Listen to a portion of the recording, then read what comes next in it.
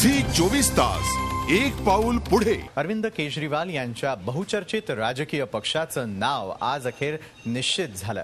आम आदमी पार्टी असं या नवोदित पक्षाचं नाव असेल। आज दिल्लीमध्ये झालेल्या बैठकीत नावासोबतच पक्षाच्या घटनेलाही मान्यता देण्यात आलेली आहे। तर दुसरीकडे अण्णा हजारेंनी मात्र या नव्या पक्षाच्या उमेदवारांची चाचपणी करण्यात येईल आणि मगच पाठिंबा देण्याचा निर्णय घेतला जाईल असं म्हटलंय। दिल्लीतल्या कॉन्स्टिट्यूशन क्लबमध्ये केजरीवालांच्या नव्या पक्षाच्या सुमारे 300 सदस्यांची पहिलीच बैठक झाली। आम आदमी पार्टी असं पक्षाचं नाव या बैठकीत निश्चित झालं। केजरीवाल यांचे जुने सहकारी मयांक गांधी यांनी पक्षाची घटना या बैठकीत मांडली।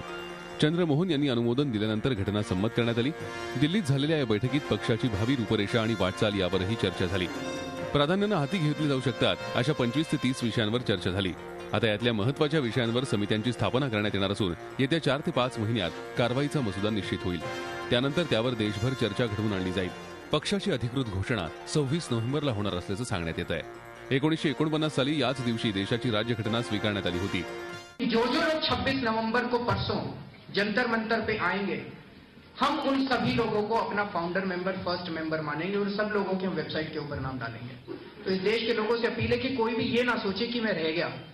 सब लोगों का स्वागत है, सब लोग आए, ज्यादा से ज्यादा संख्या में आए और 26 नवंबर को जो लोग आकर वहां पे अपनी उपस्थिति दर्ज कर अपने मेंबर बनना चाहेंगे उन लोगों को भी हम किसी से कम नहीं समझेंगे। केजरीवालांच्या पहिल्याच बैठकीत काहीसा बेबनावही पाहायला मिळाला। तामिळनाडूतल्या काही कार्यकर्त्यांना या बैठकीत बसू देण्यात आलं नाही, त्यामुळे आयोजकांसोबत त्यांची काही काळ वादावादी झाली। केजरीवालांना गुरुस्थानी असलेल्या अण्णा हजारे यांनी पुण्यात आम आदमी पार्टीवर प्रतिक्रिया देताना काहीसा अविश्वासाचा सूर लावलाय।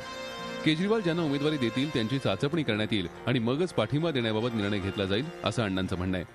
अरविंद केजरीवाल हम लोग रास्ता अलग हो गया, लेकिन पहले से मैं कह रहा हमारी मंजिल एक ही है, भ्रष्टाचार मुक्त भारत। और अरविंद केजरीवाल अगर अच्छे चारित्रशील लोगों को इलेक्शन में खड़ा करेंगे, हम उसकी जांच करेंगे, सही लोग अच्छे मिल गए तो हम उनको सपोर्ट करेंगे, प्रचार भी करेंगे। प्रचार नहीं, सपोर्ट करेंगे और जनता को बताएंगे कि ये पर्याय है, अच्छे लोग हैं। तो सर्व पक्षांच्या उमेदवारांबाबत अण्णांची ही भूमिका सर्वश्रुत आहे। केजरीवाल यांच्या नव्या पक्षाला वेगळा न्याय देण्यास अण्णा तयार नाहीत, हेच यावरून स्पष्ट झालंय।